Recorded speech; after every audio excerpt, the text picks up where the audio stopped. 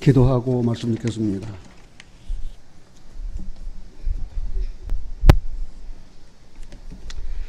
사랑의 아버지 하나님, 죄인이었던 우리들을 긍휼히 여기셔서 예수님 피로 죄 사해 주시고 구원해 주신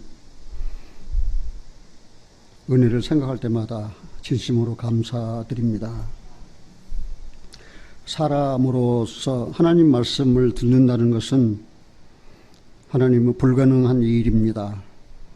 그런데 하나님께서 성령을 보내주셔서 성령의 우리 마음에 임하심으로 말미암아 하나님의 말씀을 들을 수 있는 당신의 거룩한 백성 된 것을 생각할 때에 하나님 아버지의 진심으로 감사드립니다.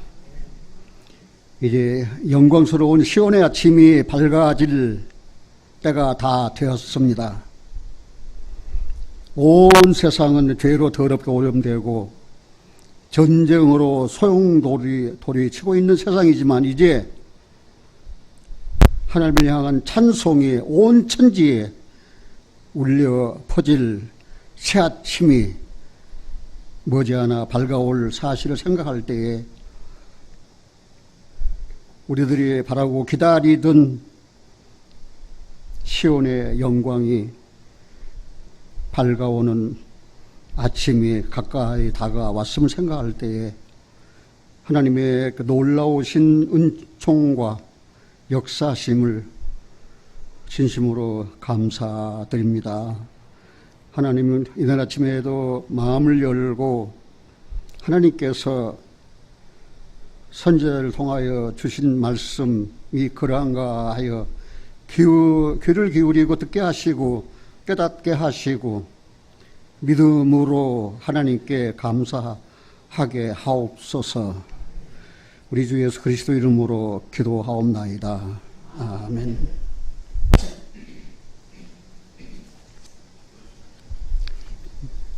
아까 우리는 새해나 부를 시온의 영광이 빛나는 아침을 우리가 찬송하였습니다.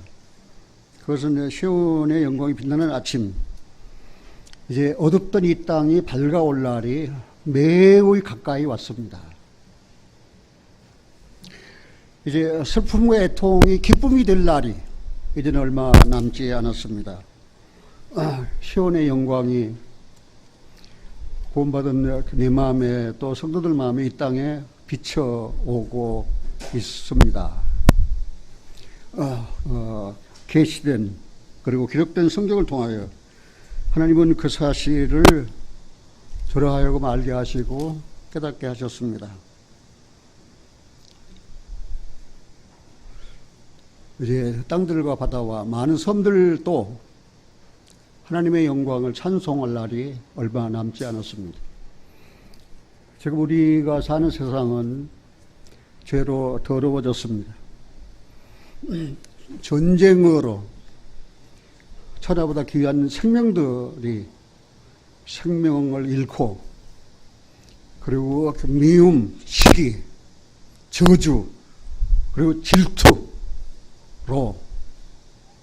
하나님의 형상대로 지음을 받은 사람들을 그렇게 인격적으로 인간적으로 대우하지 아니하고 개나 돼지처럼 짐승처럼 대접하는 이 더러운 세상이 끝날 날이 이제 얼마 남지 않았습니다.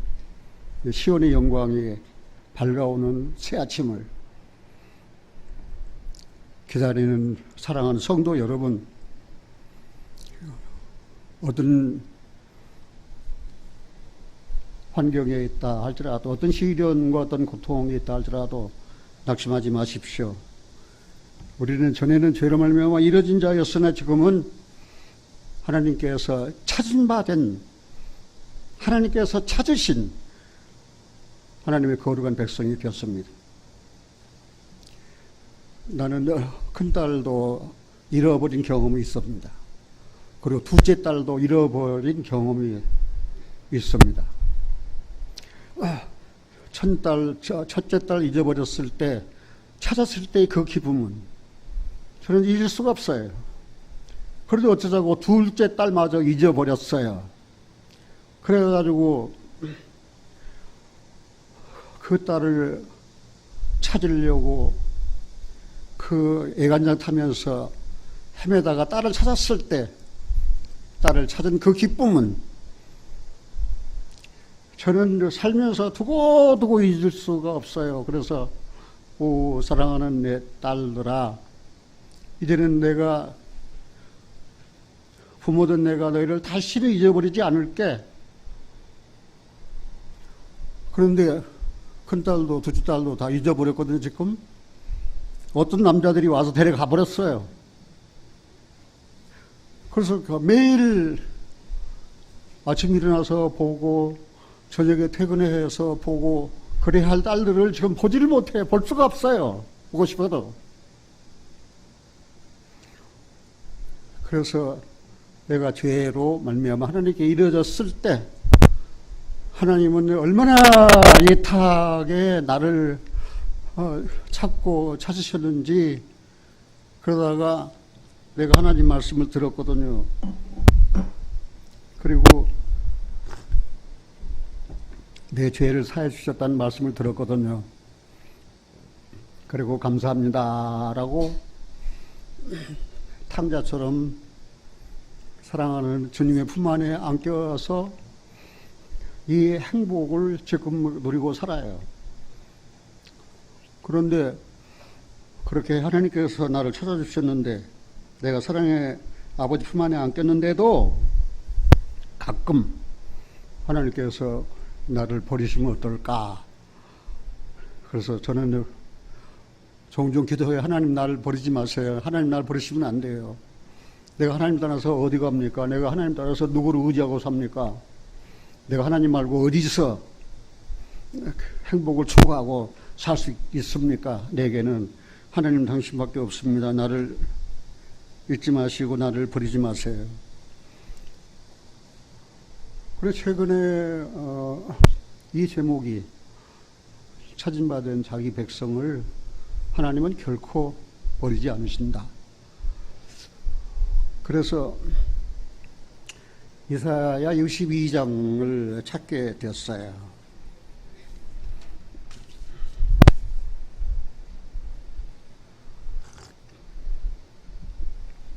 한 어머니가 있었습니다. 빗나간 자식으로 말미암아 시름에 겨워서 근심으로 하루하루를 보낼 수밖에 없는 그런 어머니가 있었어요.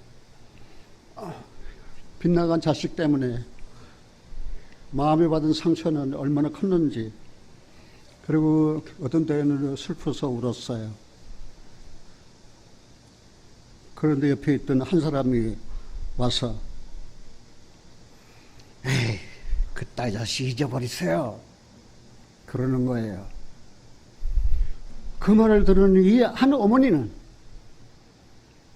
만일 그 아들이 당신의 아들이라면 나도 그따위 자식 잊어버리세요 할 수 있습니다. 그러나 그 자식이 내 자식이거든요. 그런데 빗나간 자식을 잊어버리라고요? 엄마는 그럴 수가 없어요. 그것이 부모의 마음이에요. 그것이 하나님의 마음이에요. 우리는 다 양 같아서 그렇게 향해 각기 계획을 갖지만 하나님께서는 우리의 죄를 그분에게 담당시키기까지 하시면서 우리를 사랑하셨고 우리를 찾아오셔서 우리를 찾으셨고 또 찾으신 다음 당신의 사랑의 품 안에 우리를 안으셨어요. 이사야 62장은 시온의 영광에 대해서, 그리고 시온의 영광뿐만 아니라 그 시온의 영광스러운 그 시온에 새 이름을 주셨다는 사실입니다. 그런데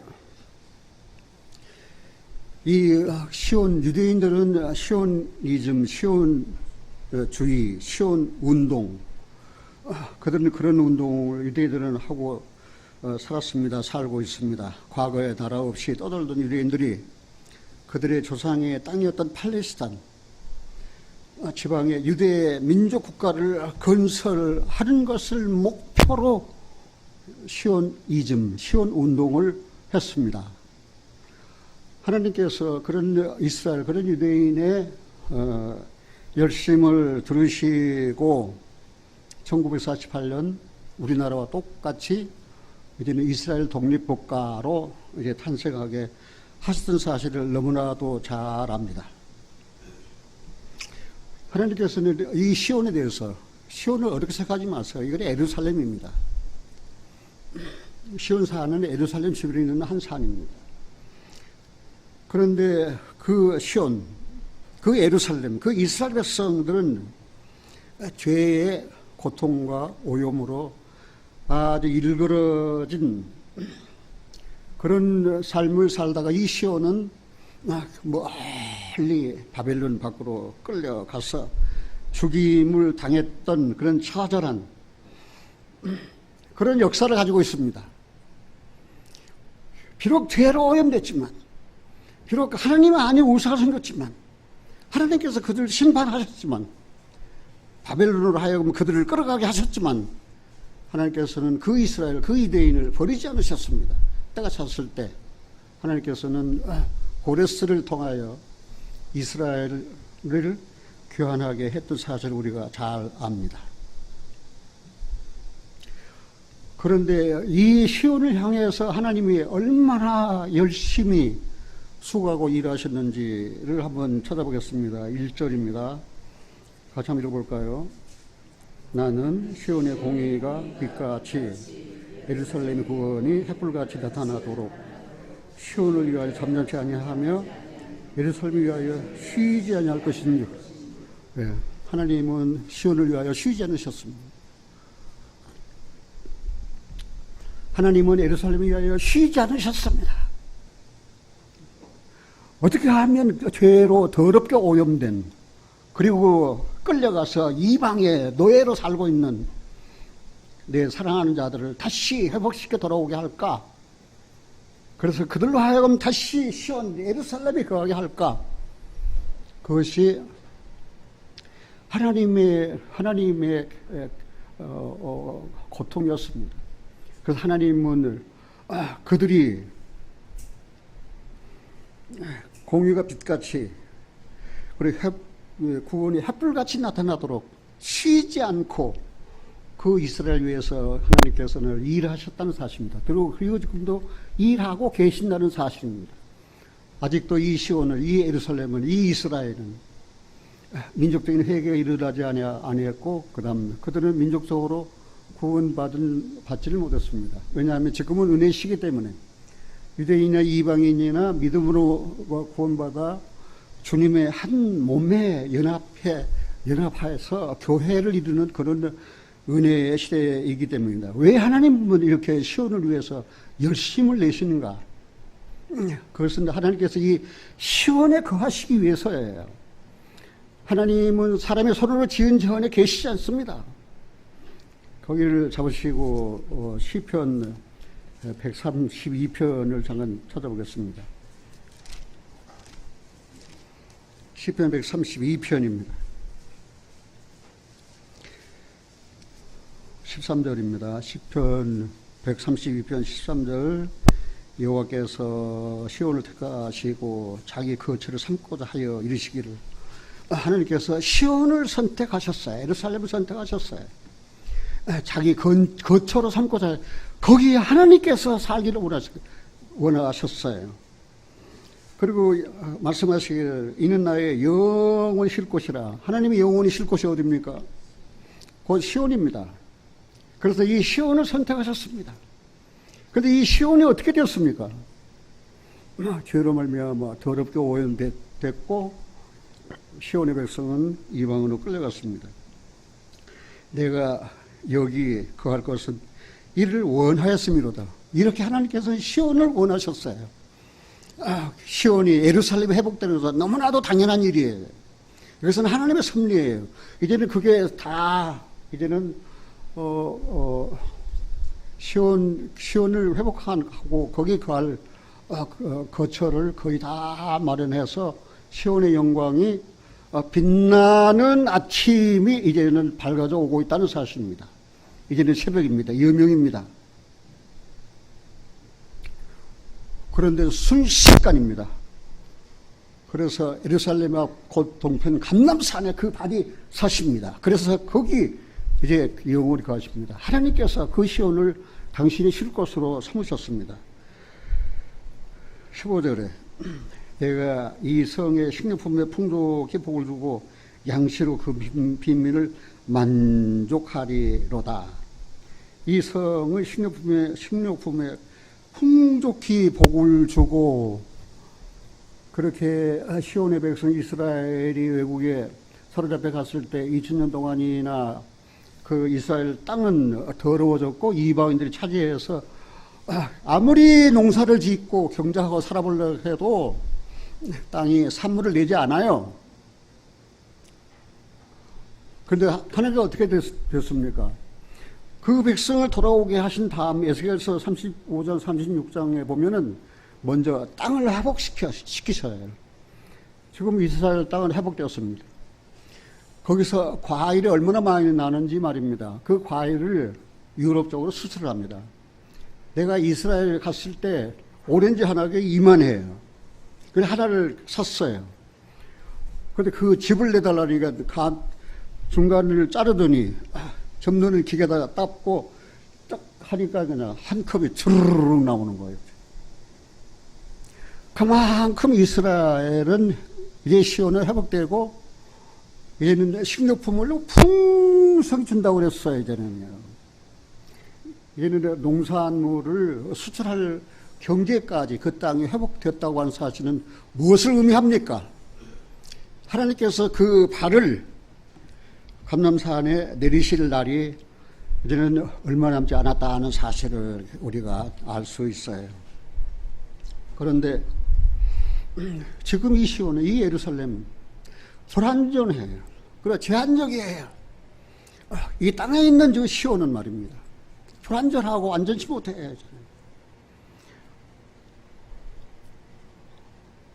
우리가 하나님께서 이제 그런 땅에 있는 시온보다는 이제는 하늘에서 내려오는 시온, 새 예루살렘을 하나님께서는 계획하셨다는 사실입니다. 이사야 62장을 잘 알려면 계시록 21장과 연결되어 있습니다. 계시록 21장을 한번 찾아보겠습니다. 요한계시록 21장. 시간이 없으니까 다 읽지 못하고 10절입니다. 요한계시록 21장 10절 같이 읽겠습니다. 성령으로 나를 데리고 크고 높은 산으로 올라가 하나님께로부터 하늘에서 내려오는 거룩한 성 예루살렘을 보이니 하나님의 영광이 있음에 그 성의 빛이 지극히 귀한 보석 같고 벽옥과 수은같이 맑더라. 예. 그 성령으로 성령께서 사도 요한을 이끌어 가셨어요. 크고 높은 산으로 올라가셨어요. 하나님께로부터 하늘에서 내려오는 거룩한 성 새 예루살렘을 보이셨어요. 하나님의 영광이 그 새 예루살렘에 가득해 있었어요. 성의 빛이 지극히 귀한 보석 같고 벽과 수은같이 맑은 하늘에서 내려온 새 예루살렘 말입니다. 그런데 그 새 예루살렘은 그 27절 보겠습니다. 27절 같이 한번 읽어볼까요? 무엇이든지 속된 것이나 가져간 일 또는 거짓말하는 자는 결코 거리로 들어오지 못하되 오직 어린 양의 생명차에 기름질 뿐이니라. 예. 무엇이든지 속된 것, 거짓말하는 자들은 결코 그 새 예루살렘에 하늘에서 내려온 새 예루살렘에 들어갈 수 없습니다. 오직 어린 양의 생명책에 기록된 자들 뿐입니다. 사랑하시는 여러분들 한번 생각해 봅시다. 내가 성령으로 거듭났습니다. 내 이름이 생명책에 기록된 사실을 발견하고 깨달았습니다. 거기에 영원한 생명이 있음을 우리는 알게 되었습니다. 그래서 하늘에서 내려온 새 예루살렘, 여기 62년 돌아보겠습니다.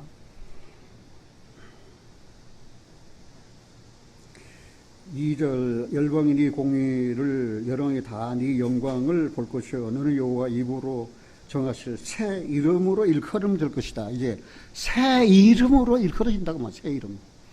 구원받은 그리스도인들도 구원받기 이전에는 죄인이었습니다. 더러운 자였습니다. 거짓말을 한 자였습니다.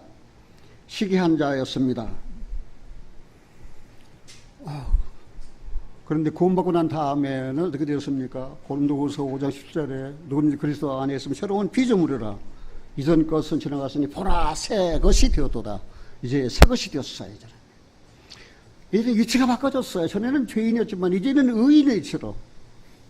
전에는 죄로 말미암아 마귀에게 속했지만 이제는 구원받아 거룩한 하나님께 속한, 이제는 위치적인 성화가 이루어졌다는 사실입니다. 이제는 이제 위치가 바꿔졌으니까 이제는 죄를 짓는 생활이 아니에요. 이제는 의를 행하고 공의를 행하고 이제는 성화의 생활, 삶을 사는 것이에요. 이제는요. 그 이름에 합당하게 말입니다. 그리스도인이라고 하면서 죄인의 삶을 산다면 누가 그 사람을 그리스도인 인정하겠습니까? 그리스도인은 그리스도의 영이 있는 자요. 그리스도의 영이 있는 사람은 성령의 인도함을 받는 사람이에요. 그리고 정과 욕심을 십자가에 다 못 박아버린 사람이에요. 그리스도 예수 안에서 새롭게 된 사람이라는 사실입니다. 여기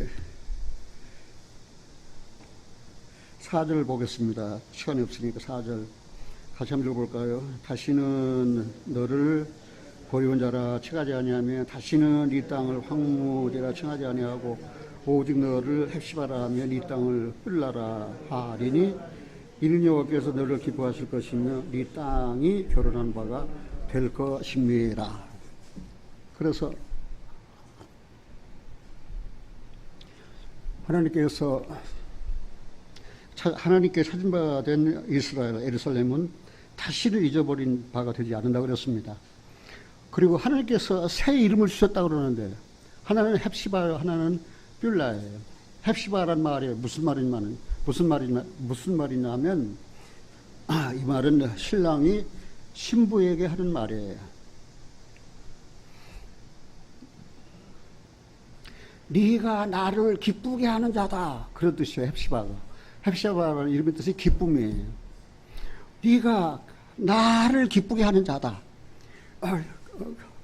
네가 나의 기쁨이 그에게 있다, 그런 뜻이에요. 나의 기쁨이 그에게 있다. 나의 기쁨, 하나님의 기쁨이 그에게 있다, 그녀에게 있다, 그 신부에게 있다, 그 말입니다. 이제 이 새 예루살렘은 계시록의 21장에서 말한 대로 신랑이 신부를 위하여 단장함 같더라니까, 아니면 여튼 신랑과 신부 위치로 바꿔지는 거예요. 저는요. 나의 기쁨이 그녀에게 있다, 나의 기쁨이 내 아내에게 있다, 나의 기쁨이 그 신부에게 있다, 그런 뜻이에요. 사랑하신 여러분들요, 여기 남편의 형제들이 자기 아내를 향하여 나의 기쁨이 그대 사랑하는 당신에게 있어, 그런 말을 듣는 아내들은 정말 행복할 것입니다. 나의 기쁨이 당신에게 있습니다. 그만큼. 왜요? 한 남자가 아주 현숙한 여자를 아내로 얻었어요. 그 삶의 생활 가운데서 말입니다. 그 자문의 그 현숙한 여인에 대해서 기록된 말씀처럼 말입니다. 그러한 아내의 삶이 그래요. 그때 남편의 그 마음은 어떻습니까? 여기 나의 기쁨이 그대 당신에게 있어. 하나님께서 우리를 보실 때 우리가 그리스도 신부예요. 그리스도 신부고 그리스도 우리 신랑이에요. 우리를 보실 때 나의 기쁨이 그대에게 있어, 그런 말을 듣는다면 우리의 삶이 얼마나 새롭게 변화됐는가 하는 사실이에요. 전에 죄만 짓고 살다가 이제는 그런 고습을 쫓는 옛사람을 십자가에 못 박아 버리고 의와 진리의 거룩함으로 새로 지으심을 받은 새 사람을 입고 이제는 살아간다는 사실입니다. 나의 기쁨이 당신에게 있어. 그게 그 헵시바입니다. 구약 성경에 보면은 그 예루살렘을 52년 동안 통치했던 므낫세의 어머니가 헵시바입니다. 그 므낫세의 아버지는 히스기야입니다. 그러니까 히스기야 아내의 이름이 헵시바입니다. 혹한 닉네임을 헵시바로 가진 분 계십니까? 그러면 아주 좋은 이름 거셨네요. 근데 빌라라는 말을 무슨 말이냐면은 결혼했다 그 말입니다. 그 땅을 이제는 빌라라. 내가 결혼했다. 결혼했으니까 뭐예요 이제는? 이제는 남편으로 말미암아 새로운 것을 생산하는 거예요. 그러니까 이 빌라라는 말은 땅에 해당되는 말이에요. 내가 그 땅을 이제는 빌라라. 이게 결혼한 땅이다. 누가 결혼한 땅이에요? 하나님과 결혼한 땅이에요. 그러니까 하나님께서 그 땅을 회복시키셔서 이제는 식물을 나게 하시고 열매를 맺게 하셔서 그 시온성에 사는 사람들을 먹이게 한다는 그런 사실입니다. 사랑하신 여러분들이요, 하나님께서는 시온을 버리시지 않습니다. 하나님께서는 시온을 사랑하십니다. 시온을 영원히 보호하십니다. 그런데 이렇게 새 이름, 이 시온, 하늘에서 내려온 이 시온, 땅에 있는 그 예루살렘과 전혀 달라요. 그걸 시간에서 다 이야기를 못 드립니다. 여기 전에도 많이 말씀을 드렸지만 하나님께서 자기 백성을 결코 잊지 않고 버리시잖아요. 우리가 잘 아는 대로 이스라엘 백성을 애굽에서 400년 동안 종살이한 역사를 가지고 있습니다. 하나님께서 이스라엘을 왜 애굽에서 구원해 내셨습니까? 구원해 내신 이유가 무엇입니까? 하나님께서 종살이하던 이스라엘 자기의 백성을 이스라엘을 애굽에서 구원해낸 이유가 무엇입니까? 찾아낸 이유가 무엇인지 그거는 생각을 해봐야 돼. 출애굽기 19장 한번 찾아보겠습니다. 출애굽기 19장 찾으셨으면 3절입니다. 출애굽기 19장 3절. 모세가 하나님 앞에 올라가 여호와께서 산에서 그를 불러 가라사대 너는 이같이 야곱 족속에게 이르고 이스라엘 자손에게 고하라. 나의 애굽 사람에게 어떻게 행하였음과 내가 어떻게 독수리 날개로 너희를 업어 내게로 인도하였음을 너희가 보았느니라. 5절 같이 읽겠습니다. 세계가 다 내게 속하였나니 너희가 내 말을 잘 듣고 내 언약을 지키면 너희는 열국 중에서 내 소유가 되겠고 너희가 내게 대하여 제사장 나라가 되며 거룩한 백성이 되리라. 너는 이 말을 이스라엘 자손에게 고하라. 너는 이 말을 꼭 반드시 이스라엘 자손에게 고하라 그 말입니다. 내가 너를 애굽에서 구원한 이유는 첫째, 내 소유로 삼기 위해서다. 내 소유. 영어 성경에 보면은 precious people, 아주 귀중한 값진 백성. 그리고 뭐라고 했습니까? 제사장 나라가 되고 거룩한 백성이 되리라. 그래 하나님의 소유, 그 다음에 제사장 나라, 거룩한 백성이 되게 하려고. 그래서 하나님께서는 그들 가운데 계시기 위해서예요. 그러나 어떻게 되었습니까? 얼마 가지 안에서 하나님 왕 원치 아니하고 그리고는 사람은 인간 왕을 구했어요. 그래서 그 세워진 왕이 사울 왕이었습니다. 우리가 이거는 굉장히 중요해요. 이스라엘을 여기서 구원해내신 이유가 첫째는 하나님의 소유된 백성이 되게 하고 그 다음에 제사장 나라가 되게 하고, 그 다음에 거룩한 백성이 되게 하시기 위해서예요. 그래, 내 말을 잘 들으라 그랬습니다, 하나님께서.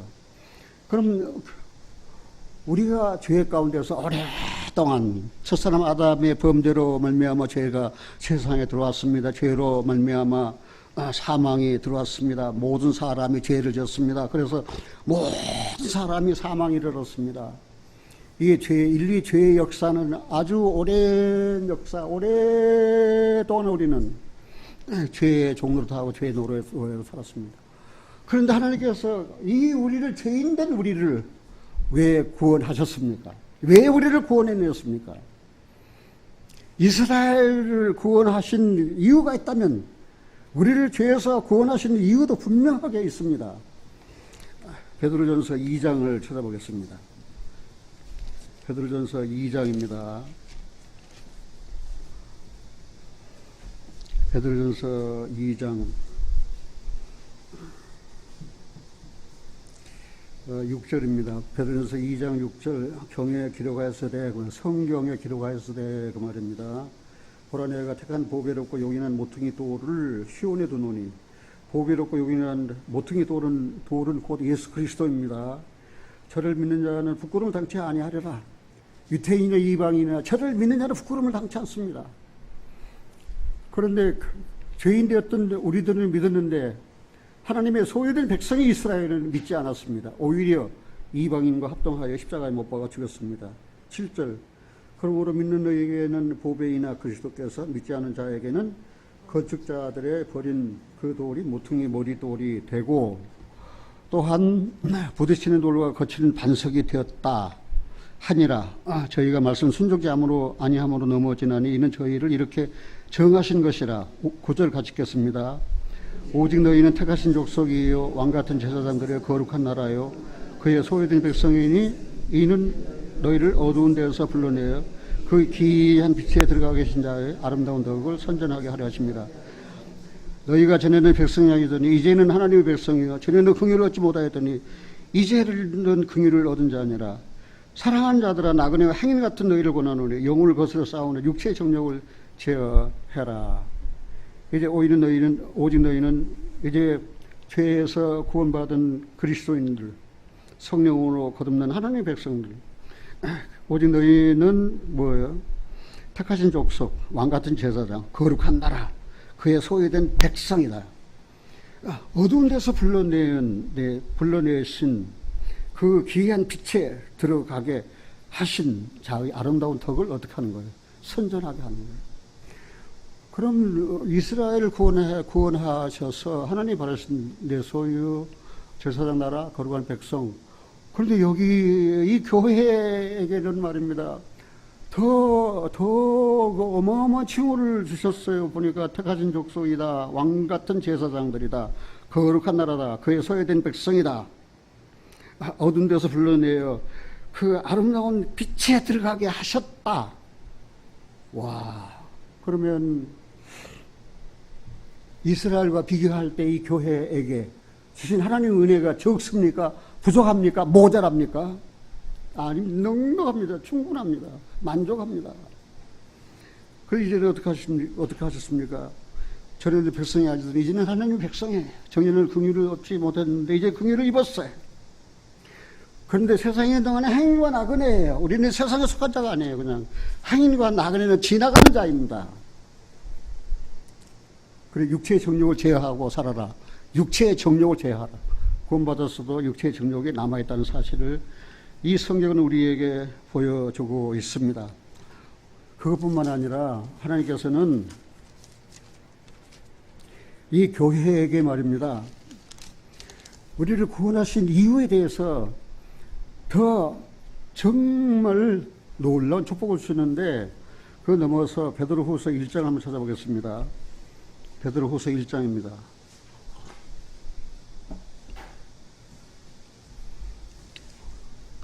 찾으셨습니까? 3절입니다. 3절 4절 같이 읽습니다. 그의 신기한 능력으로 생명과 경건에 속한 모든 것을 우리에게 주셨으니 이 우리는 교회입니다. 이는 자기의 영광과 덕으로서 우리를 부르신 자를 알므로 말미암아 이로써 그 법에로 지극히 큰 약속을 우리에게 주사 이 약속으로 말미암아 너희로 정욕을 인하여 세상에서 썩어질 것을 피하여 신의 성품에 참여하는 자가 되게 하려 하셨습니다. 신의 성품에 참여하게 하셨어요. 얼마나 놀랐습니까? 시편에 보면은 너희는 다 신이다 그런 말이 있어요. 너희는 다 신이다. 그래서 구원받은 그리스도인들은 요한복음 10장에도 나와 있어 너희는 신이다. 성령 하나님의 제3위 성령으로 거듭나왔으니까 너희는 신이다. 신의 성품에 참여하게 하셨다 그 말입니다. 우리가 신의 성품 쉽게 따져보면 하나님은 영원하십니다. 하나님은 거룩하십니다. 하나님은 공의롭습니다. 하나님은 사랑의 하나님이십니다. 이런 하나님의 성품을 소유한 사람들이 그리스도인이에요. 사랑하신 여러분들, 우리를 구원하신 목적이 말입니다. 신의 성품에 참여한 자가 되게 하시기 위해서예요. 때가 되면 우리 낮은 몸을 그리스도 영광스러운 몸의 형체와 같이 변화시켜 주십니다. 이런 밝은 미래를 생각해 볼 때 시온의 아침이 이 어둡던 이 땅에 빨리 밝아지기를 바라고 기대하는 것이 바로 성도들이라는 사실을 우리는 알 수 있습니다.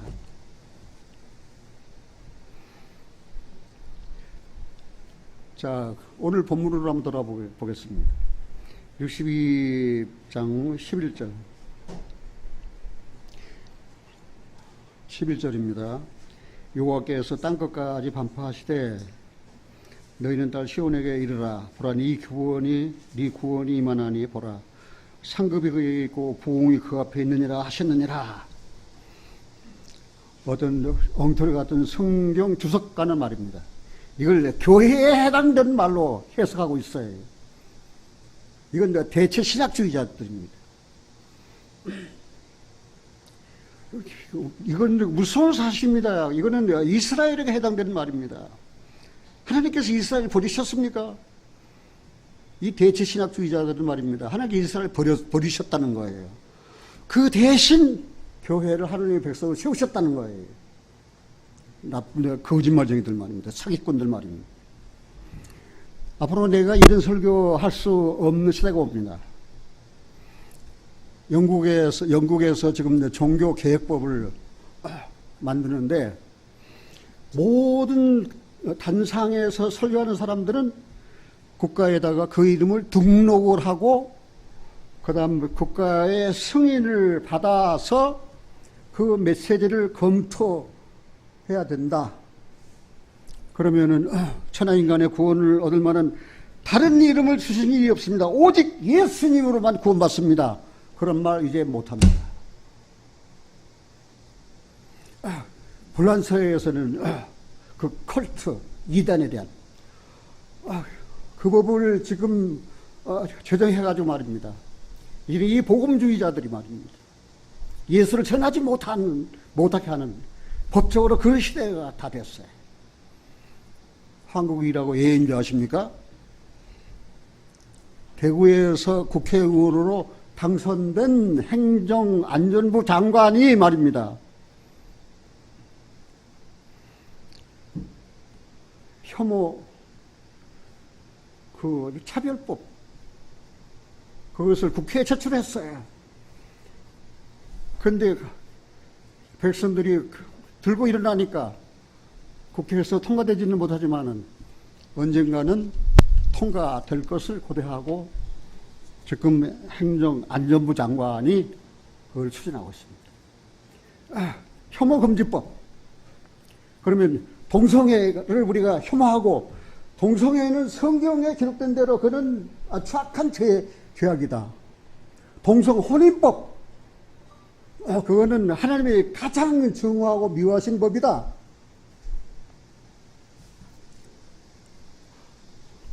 신천지 같은 데 이단 우리가 정죄하지 못합니다. 왜? 그들이 뭘 믿든지 그들을 혐오해서는 안 돼요.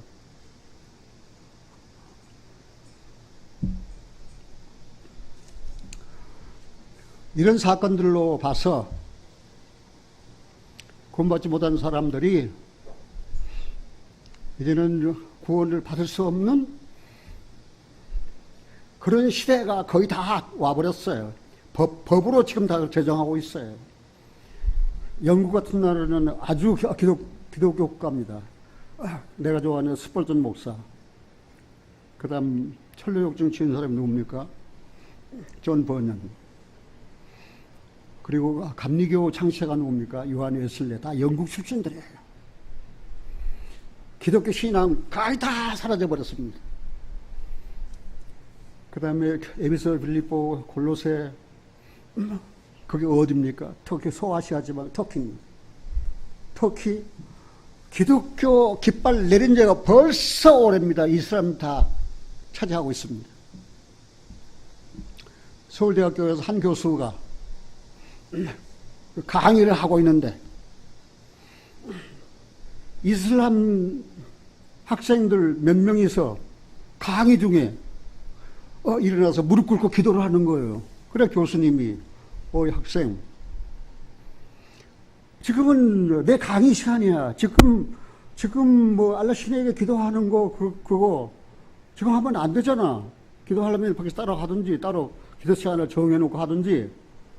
그러니까 이 이슬람 학생들이 서울대학 총장한테 그 교수를 고발했습니다. 우리나라도 이슬람화가 되어가고 있다는 사실입니다. 지금 끔찍한 시대예요, 지금. 우리가 그동안 얼마나 자유스럽게 하나님을 믿었습니까? 하나님의 이 시대에 하나님이 바라시고 요구하시는 것은 신령과 진정으로 자기를 예배하는 자들 하나님께서 찾고 계시는 사실입니다. 정말 신령과 진정으로 예배하게 된 자들은 하나님의 복받은 사람들입니다. 예배상에 왔다고 다 하나님 백성이 아니에요. 주의 이름을 부른다고 다 하나님께 속한 사람들이 아니에요. 성령으로 거듭나지 아니합니다. 예수님 피로 죄사함 받지 않았으면 말입니다. 이제는 이런 설교도 못할 때가 와요. 만일 혐오, 그 차별금지법 거기에 걸리면은 벌금이 3천만 원이에요. 이 단상에서 저 이단에 대해서 밝히고 정죄하면은 그거는 혐오 금지 차별법에 해당돼서 3천만 원 벌금을 내든지 아니면은 감옥에 갇혀야 됩니다. 그럼 어떻게 이런 상황에서 어떻게 전도를 할 수 있겠습니까? 지금 그런 시대가 됐어요. 여러분들은 시온의 영광이 이 땅에 비춰오기를 얼마나 바라고 사모하십니까? 주님이 빨리 오셔야 되지 않습니까? 주님이. 이제는 주님이 이제 이 땅에 그 발을 내려놓으실 날이 얼마 되지 않았어요. 교회는 먼저 갑니다. 이스라엘은 7년이라는 유예기간이었습니다. 그 7년 이전에 그리스도인들은 이 땅에 없습니다. 이제 공중에 끌어올려 휴거되어 버립니다. 이제 이스라엘에게 이제 계시록 21장이 이루어질 날이 이제는 얼마 남지 않았다는 사실이에요. 여기 보면은 11절에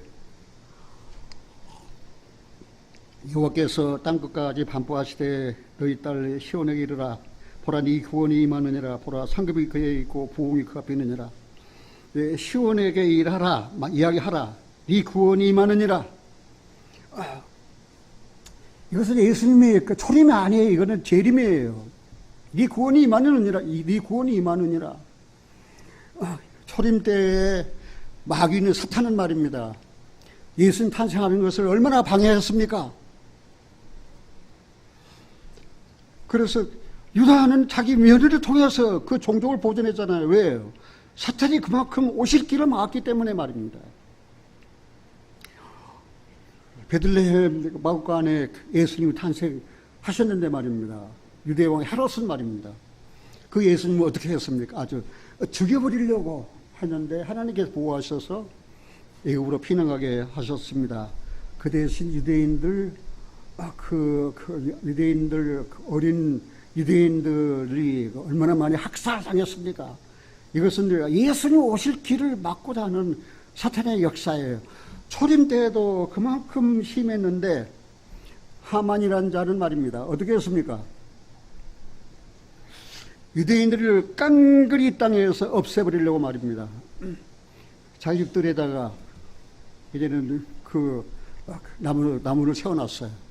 그런데 어떻게 했습니까? 하나님께서 그 유대인들을 버리지 아니하고 지키셨습니다. 그리고 하만은 남을 잡으려고 모르드에게 유대인을 잡으려고 하다가 자기가 잡혀서 죽었습니다. 그리고 유대 종족들은 보존됐습니다. 그래서 아브라함과 다윗의 자손을 통해서 예수 그리스도께서 이 세상에 오셨다는 사실입니다. 초림 때 얼마나 예수님 탄생을 방해했습니까? 그 방해한 사탄의 역사를 우리가 성경을 통해서 찾아보면 말입니다. 그러나 하나님께서는 당신의 주권대로 당신의 섭리대로 이제 세상에 메시아를 이 땅에 보내셨고, 그다음에 이 땅에 오셨고, 그다음에 하나님의 뜻을 십자가에서 다 이루어서 인류의 모든 죄를 다 도말하시고 우리를 구원하신 역사를 이루셨습니다. 그런데 말입니다. 재림 때라고, 예수님 재림 때라고 마귀가 가만히 있겠습니까? 오바마, 힐러리 이 자들은 말입니다. 세계 단일 정부를 세워가지고 말입니다. 유태인들을 없애버리려고. 이란이 원하는 게 무엇인지 아십니까? 이스라엘을 지구상에서 없애버리는 거예요. 그러나 하나님께서 찾은바된 자기 백성을 버리셨습니까? 천만의 말씀. 이스라엘 하나님께서 버리시지 않았습니다. 이 못된 천주교 그리고 기독교 일부들 대체 신앙을 바꿔가지고 받아들여가지고 말입니다. 다 바꿔버립니다. 이스라엘은 사라지고 없다. 이제는 교회다. 교회. 그래서 성경 해설 다 교회에서. 일본 사람들은 신자가 얼마 없어도 그런 내촌 감삼인가 그런 흑기 그런 그 성경에 대해서 아주 권위 있는 말입니다. 그런 신학자들 세웠어요. 한국인 신학자 가운데서 박윤선 목사. 그래서 나는 박윤선 목사 저서를 좀 탐독하고 읽어봤어요. 안 맞아요. 거짓말이에요. 그래서 하나님, 한국에 이렇게 신자들이 많은데 한국 중에서 신학자들이 말입니다. 이렇게 없습니까? 내가 읽어봐도 그 주소는 틀려요. 아니에요. 사랑하신 여러분들이요. 그런 성경 주석책 가지고 말입니다. 공부해가지고 목사가 되고 사역자가 되고 말입니다. 그 밑에서 가르침을 받은 사람들이 어떻게 됐겠습니까? 기름 부음이 너희에게 있으면 아무도 너희를 가르칠 필요가 없고 기름 부음이 너희를 인도하신다 그랬어요. 사랑하신 여러분들이요. 그래도 우리는 참 감사하게도 나나 담임 목사나 제랄 존슨 박사님 같은 그러한 하나님께 속한 영에 속한 사람의 은사를 만났다는 게 우리에게는 얼마나 큰 축복인지 몰라요. 이야기가 다른 데로 나갔습니다.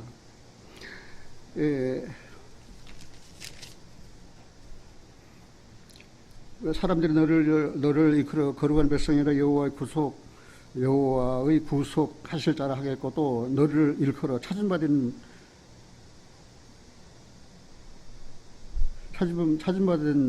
자요 버리지 아니할 성읍이라 하리라. 사람들이 너를 일컬어 거룩한 백성이라 여호와의 구속하실 자라 하겠고 또 너를 일컬어 찾은받은 자라 버리지 아니할 성읍이라 하리라. 땅끝까지 반파 이르시되 이들이 이 복음이 땅끝까지 전파되었습니다.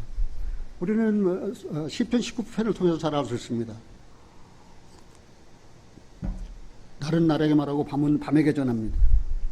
어디도 없고 들리는 소리도 없으되 그 말씀이 땅끝까지 이르렀다 했습니다. 이젠 땅끝까지 다 반포되었습니다. 땅까지 반포된 이 말씀이 이제 어디로 돌아갔습니까? 이스라엘로 돌아갔습니다. 지금 유태인들이 말입니다. 하나님을 찾아라, 하나님을 믿어라, 예수를 만나라. 지금 목 터져라고요. 그 외칩니다. 핍박을 받습니다. 그 개의치 않습니다. 죽임을 당합니다. 개의치 않습니다. 이제 이 복음을, 하나님의 말씀을 전파하고 있다는 사실입니다. 거기를 잡으시고 로마서 11장 한번 찾아보겠습니다. 로마서 11장 지금 어디까지 왔는지. 로마서 11장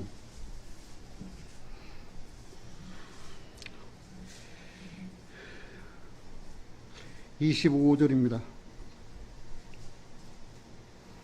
25절 형제들아 너희가 스스로 죄의 다함을 명키 위하여 이 비밀을 너희가 모르기를 내가 원치 아니하노니 이 비밀은 이방인의 충만한 수가 들어오기까지 이스라엘에 들어는 완악하게 된 것이라. 이스라엘이 복음을 받아들이지 않았어요. 그런데 이제 어떻게 되었습니까? 된 것이라. 26절 같이 한번 볼까요? 그리하여 온 이스라엘이 구원을 얻으리라. 기록된 바 구원자가 시온에서 오사 야곱에게서 경거치 않은 것들을 돌이키겠고 내가 저희 죄를 없이 할 때에 저희에게 이루어질 내 언약이 이것이라 함과 같으니라. 이방인의 충만한 수가 들어왔어. 그래야 온 이스라엘 이제 구원을 얻는데 어떻게 해요? 구원이 이방인 이제 교회가 찼어요. 그래 구원이 이제 유대인 돌아가는 거 이미 돌아갔어요 지금요. 이스라엘 땅에서 구원의 역사가 일어나고 있지 않습니까? 구원자가 시온에서 오사 야곱에게서 경거지 않은 자를 돌이키시겠고 이제는 민족적인 회개가 일어납니다. 그게 속죄의 일입니다. 아마 이 속죄의 일은 유대인의 민족적인 그 속죄는 교회가 없어진 후에 일어날 걸로 저는 생각합니다. 왜 그러냐면 그들은 환난을 당하다가 7년 대환난 내가 저희 죄를 없이 할 때 저희에게 이루어질 내 언약이 이것이라 함과 같으니라. 28절 같이 읽겠습니다. 복음으로 하면 저희가 너희를 인하여 원수된 자요 택하심으로 하면 조사를 인하여 사랑을 입은 자라. 하나님의 은사가 부르시면은 후회가 없느니라. 너희가 전에 하나님께 순종지 아니하더니 이스라엘이 순종지 아니하므로 이제 긍휼을 입었느니라. 이와 같이 이 사람들이 순종지 아니하니 이는 저희에게 베푸시는 긍휼로 이제 저희도 긍휼을 얻게 하려 하심이라. 하나님이 모든 사람을 순종치 아니한 가운데 가두어두시면 모든 사람에게 긍휼을 베풀려 하심이라. 사랑하시는 여러분들이 이제 한번 생각해 봅시다. 예루살렘의 미래는 어떻게 되었습니까? 그들의 전신부는 창녀와 같았습니다. 왜? 더러워졌습니다. 아주 우상 숭배였습니다. 하나님을 버리고. 그런데 이제는 하나님께서 어떻게 했습니까? 그 열심을 이루셔서 이스라엘을 회복시킵니다. 돌아오게 하셨습니다. 그리고 이제는 창녀가 아닌 노로 신부로 이 뷸라라라는 이름의 뜻을 조사해 보면은 전에 음란한 행실로 남편에게 버림을 당한 여자가 다시 결혼을 했다. 그런 뜻입니다. 뷸라라는 뜻이. 그래서 한 번 버림을 당했다가 이제는 다시 그 남편이 호세아서와 같아요.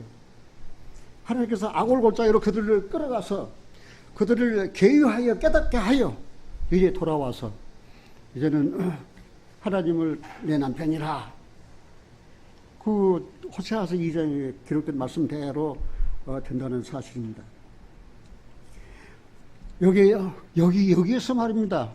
사도 바울은 로마서 11장을 마치면서 그 하나님의 그 영광에 대한 찬가, 그 찬미를 이렇게 하고 있습니다.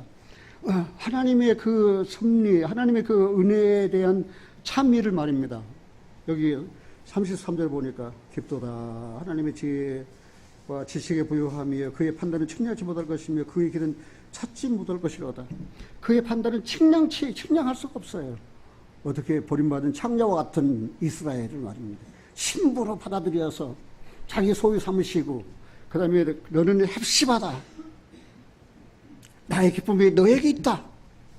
그리고 그 땅에 결혼한 바 되어 산모를 풍성히 내서 이스라엘 백성들로 하여금 이제는 풍족히 먹고 살게 하셨는가. 35절에 누가 주께 먼저 드려서 갚으심을 받겠느냐. 이는 만물이 주에게서 나오고 주로 말미암고 주에게 돌아갑니다. 영광이 그에게 세세 있으리로다. 아멘. 누가 주님께 먼저 드리겠습니까?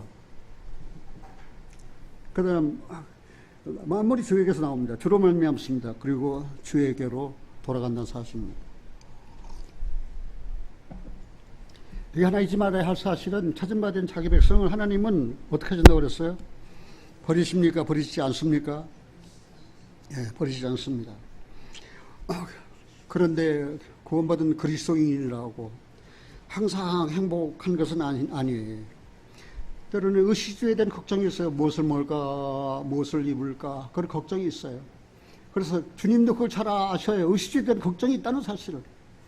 공중에 나는 새를 보지 못하느냐, 들의 백합화를 보지 못하느냐, 오늘 있다가 내일 아궁에 던질 들풀도 하나님이 다 먹이시고 입히시는데 하물며 너희일까 보냐.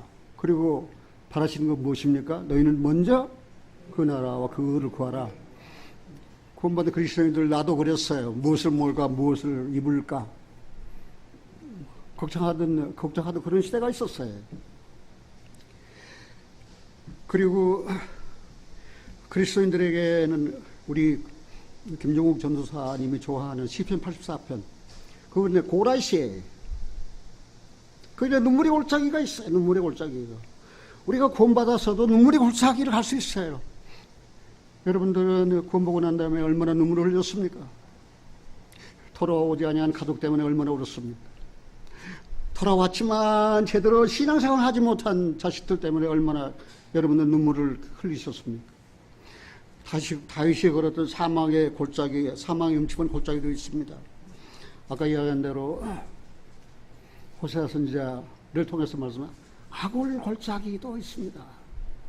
구원받은 그리스도인이라 항상 행복한 것은 아니에요.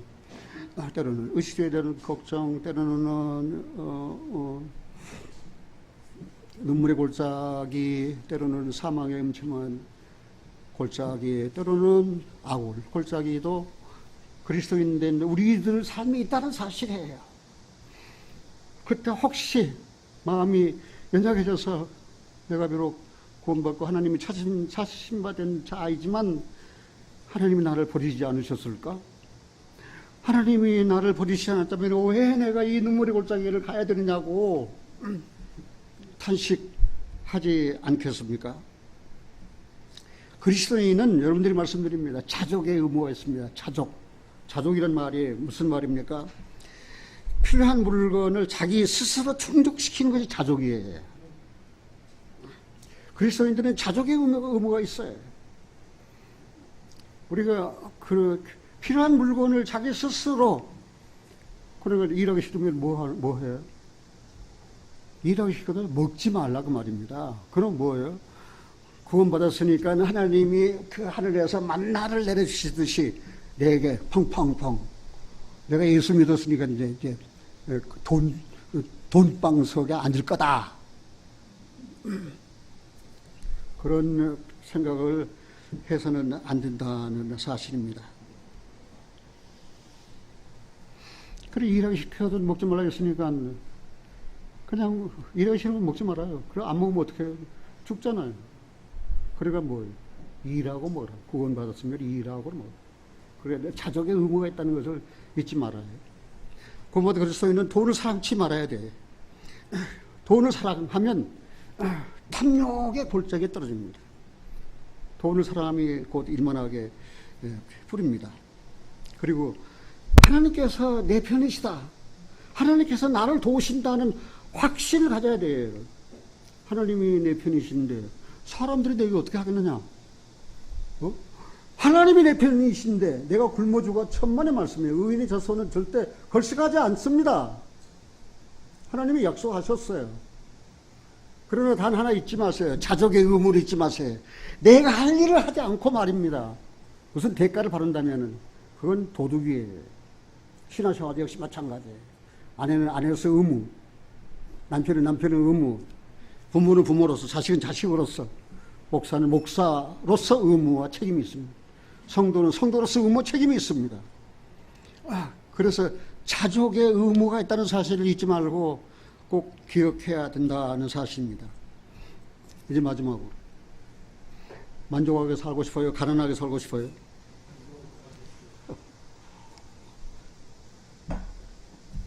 그럼 그리스도인이 만족하게 사는 비결, 내가 뭐 지어낸 말이 아니고 성경에 기록되어 있는데 언제 만족할 수 있냐?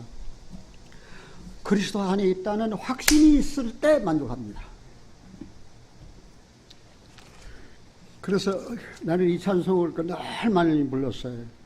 주 안에 있는 나에게 딴 근심이 있으랴 십자가 밑에 나아가 내 짐을 풀었네. 주님을 찬송하면서 370장 할렐루야 할렐루야 내 앞길 멀고 험해도 나 주님만 따라가리.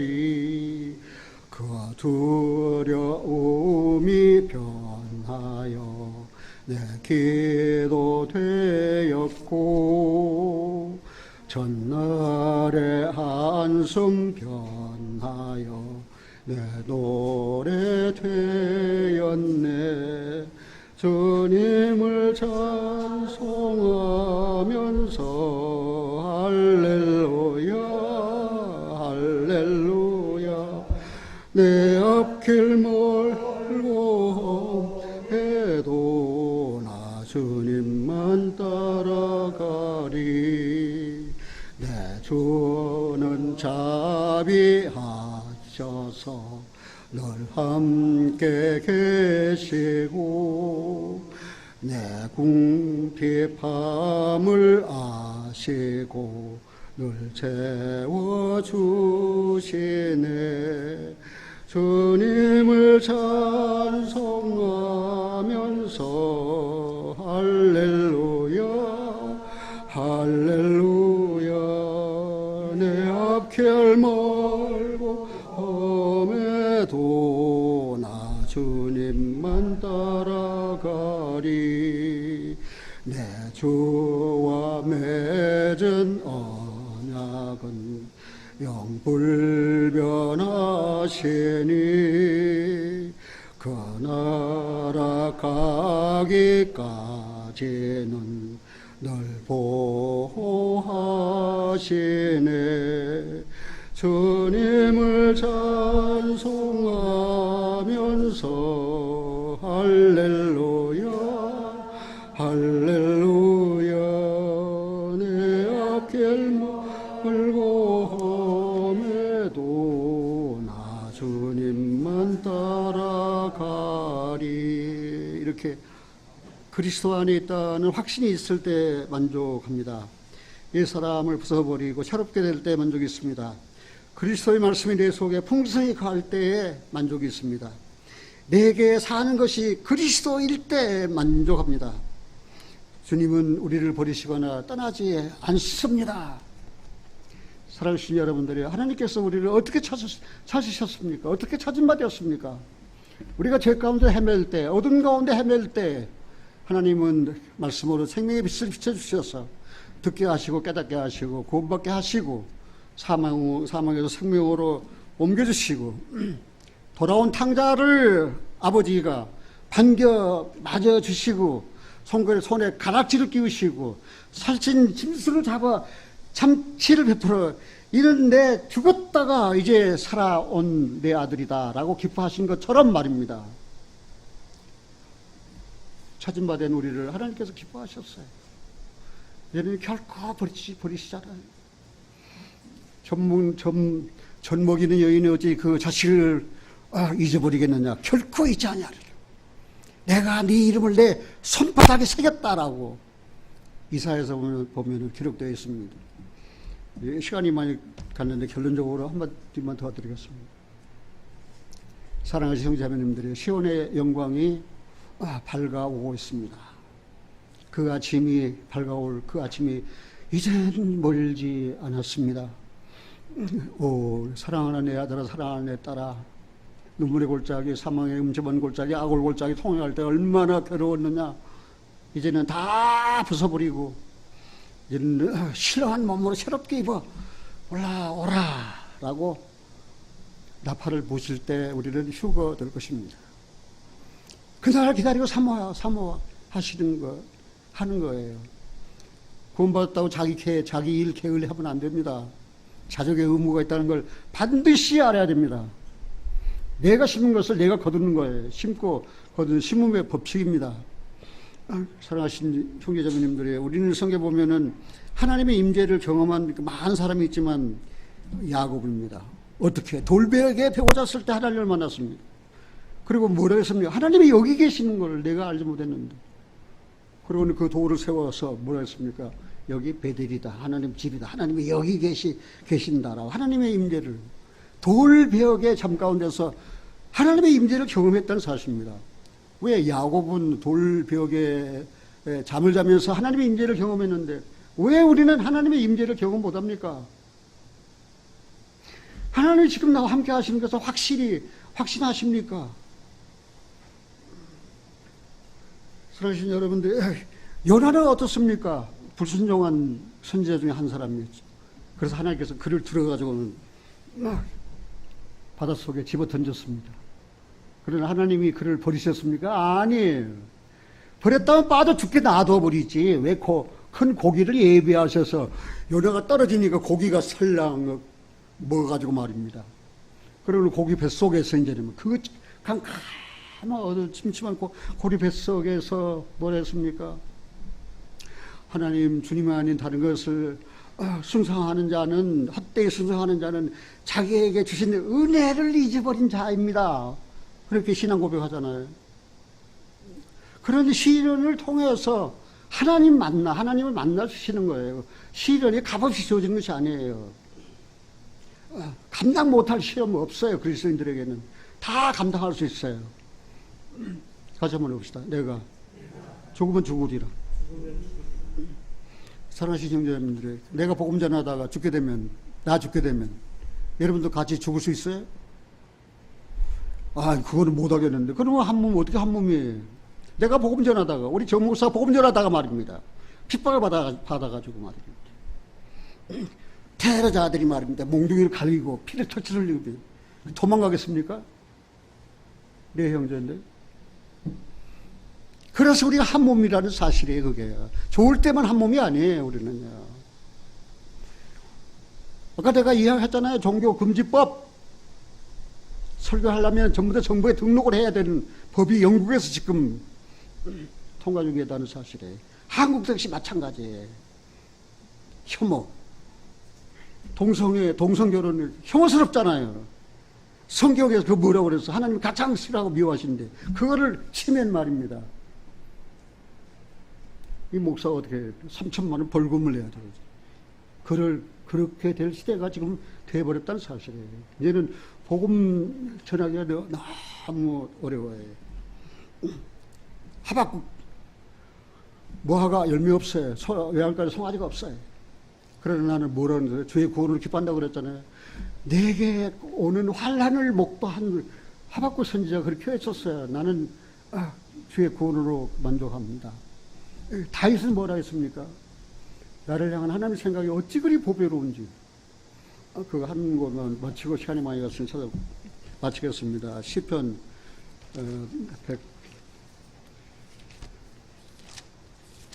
139편입니다.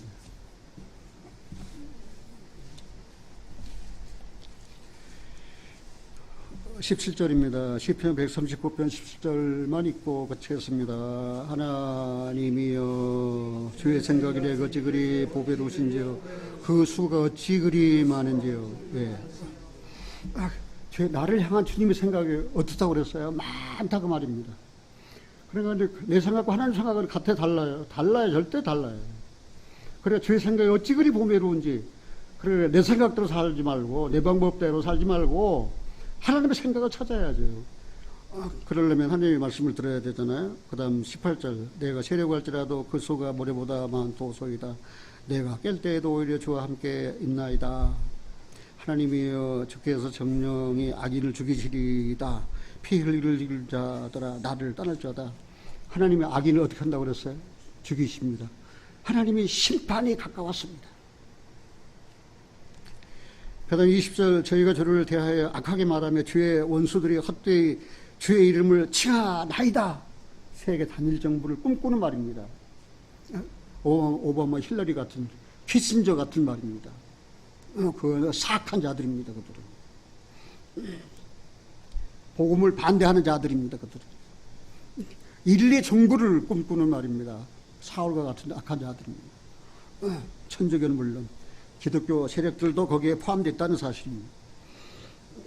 그래서 20절 저희가 주를 대하여 악하게 말하며 주의 원수들이 헛되이 주의 이름을 칭하나이다. 21절 여호와여 내가 주를 미워하는 자를 미워하지 아니하며 주를 치러 이르는 자를 하나지 아니하나이까 내가 저희를 심히 미워하니 저희는 나의 원수니이다. 구원받은 그리스도인들도 사탄 악한 계계를 그리고 거짓 선지자들 얼마나 많이 일어나서 말입니다. 하나님 말씀을 변질시켜버리고 왜곡되게 들으면서 살 하나님 말씀, 생명의 말씀을 밝히지 않는 말입니다. 사악한 거짓 선지자들, 거짓말쟁이들 말입니다. 10월의 영광이 밝아오는 아침이 가까울수록 이 거짓 선지자는 더 날 피웁니다. 왜? 한 사람이라도 구원받으면 안 되니까, 구원받으면은 자기 백성 뺏기니까 말입니다. 마귀가 지금 날뛰고 있다는 사실입니다. 그 다음 23절입니다. 같이 읽겠습니다. 하나님이여 나를 살피사 내 마음을 마시며 나를 시험하사 내 뜻을 아옵소서. 내게 무슨 악한 행위가 있나 보시고 나를 영원한 길로 인도하소서. 다윗 왕에게는 하나님의 생각이 어찌 그리 보배로운지. 그래서 다윗은 항상 지난번에 담임 목사님 설교했죠. 응답받는 다윗의 기도에 대해서 조금만 일해서 하나님께 물었어요. 조금만 해서 하나님께 물었어요. 하나님 어찌 하오리까? 가오리까? 말리까? 하나님은 어떻게 합니까? 하나님은 어떻게 합니까? 하나님은 어떻게 합니까? 저도 그것이 하나님께 올린 기도가 입버릇쯤 되었어요. 조그만 일만 하나님은 어떻게 하오리까? 내가 요즘 마음이 참 심히 불편하거든. 평창동에서 10년 동안 함께 운동하던 그 행복한 아주 인텔리전트 거기는 대학 교수님들, 전직 교사들, 그다음 회장들, 사장 출신들 그런 분들이에요. 10년 동안 아주 형제같이 잘 지냈어요. 그런데 거기에도 말입니다. 이상한 세상 기운이 들어와가지고 말입니다. 분위기가 아주 삭막해져 버렸어요. 그래서 내가 거기 나가야 할 것인지 말아야 될 것인지 그래 고민하고 있으니까 제 아내가 여보 일편단심 좋을 때만 좋은 게 아니야 당신에게는 나쁜 때도 당신은 마음을 변해서는 안 돼. 알았어. 그래 가니까 또 9사람, 5사람 이렇게 편 갈라가지고 말입니다. 이야, 그 편 갈린다는 게 문제예요. 교회도 마찬가지예요. 잠언 18장에 그랬잖아요. 무리에게서 스스로 나뉘는 자는 자기의 온갖 소욕을 구하는 자라고 그랬습니다. 절대 무리에게서 스스로 나뉘어서는 안 돼요. 마음이 두 마음을 품어서는 안 돼요. 교회에 대해서 목사님 얼마나 많이 이야기해서 우리는 한 몸이라고. 한 하나님, 한 믿음, 한 주님, 한 성령, 한 몸. 절대 이 교회는 분열돼서는 안 돼요. 분열되면은 마귀가 틈타요. 이 교회 시험 받아요. 큰 시험 받습니다. 그래가지고 내가 제일 나이 많으니까 이제 임시 의장. 천만의 말씀. 나는 아무 말 안 해. 나 그러는 대로 끌고 가지 마. 나는 모이는 여러분들과 평안을 추구하는 사람이에요. 주님의 은혜 안에서, 하나님의 사랑 안에서. 그리고 어떻게 합니까? 아무 말 하지 말고 그냥 그대로 지내. 하나님이 어떻게 인도하시려는지 모르니까. 지금 인간이 뭐 이렇게 하고 저렇게 하고 자기 생각대로 말입니다. 일 꾸미다가는 더 큰일 나니까. 그래서 한 사람 안 녹기 시작하니까 그냥 입 다물고 그냥 운동해. 그냥 운동하고 교제하고 나를 사랑하던 사람은 수박을 이만한 것 얼음재와 가지고 와서 말입니다. 그거를 잘라서 먹으면서 감사하고 나누면서 말입니다. 사랑 이야기야. 내가 왜 이런 이야기 한 줄 아십니까? 한 사람이야, 한 사람. 물을 일으킨 사람은 한 사람이에요. 그래서 이 교회는 시온의 영광이 밝아 지금 오고 있으니까 공의 빛이 햇불처럼 비치면 말입니다. 이스라엘의 주님을 향해 당신은 내 구원입니다. 그럴 날이 얼마 남지 않았어요. 그래 이스라엘 그런 날이 오기 전에 교회는 어떻게 된다고 그랬어요? 저리 꺼라 세상아 나는 가노라 7년 환난 있기 전에 나는 가노라. 사랑하신 여러분들이 이제 찾은바된 자기 백성 하나님은 버리지 확신 있습니까? 버림을 받는다는 게 얼마나 슬퍼요. 버림을 받는다는 게 하나님은 절대 우리 버리잖아요. 목사님 그럼 내가 죄를 져도요? 죄를 진다고 버려요? 자기 아내가 죄 지면 버립니까? 데려다가 징계하고 그러면 안 된다고 개위해야지 깨닫게 해서 고쳐야지. 그런 긍휼이 풍성하신 하나님이라는 사실에 자 마지막으로 하나님 우리 절대 버리지 않습니다.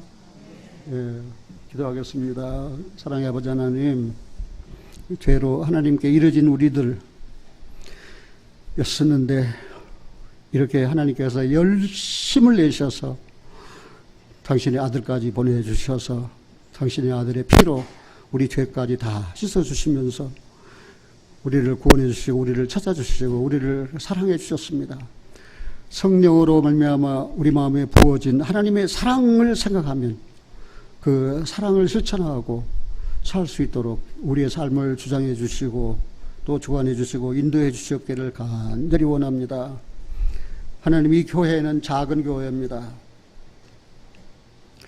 이제 연륜이 깊어서 사람도 많아야 할 텐데 왜 그 교회는 사람들이 없느냐고 사람들은 손가락질하고 비웃을는지 모르지만 하나님께 속한 거룩한 당신의 백성입니다. 왕같은 제사장들입니다. 이제 당신의 소유된 백성들입니다. 그리고 신의 성품에까지 참여한 자들입니다. 하나님 이 교회를 사랑해 주시옵소서. 끝까지 예수는 그리스도라고 전할 수 있게 도와주시옵소서. 예수 통하지 아니하면 구원을 받을 수 없다고 목숨 바쳐서 예수 그리스도를 전하는 생명 있는 이 교회가 되도록 주님 시온의 영광에 빛나는 그 새 아침이 오기 전까지 이 교회를 지켜주시고 사랑해 주시옵소서. 우리는 그리스도 예수 안에서 한 피바다 한 몸이는 형제와 자매들입니다. 내 몸같이 사랑하게 하신 것을 힘써 지켜가도록 도와주시고 인도해 주시옵소서. 이 교회를 담임하는 목사님부터 시작해서 유치부 어린 아이에 이르기까지 한결같은 주님의 은혜와 사랑 속에서 나는 주님께 속한 주 안에 있는 사람이라 만족합니다 고백할 수 있게 하옵소서. 우리 주 예수 그리스도 이름으로 기도하옵나이다. 아멘.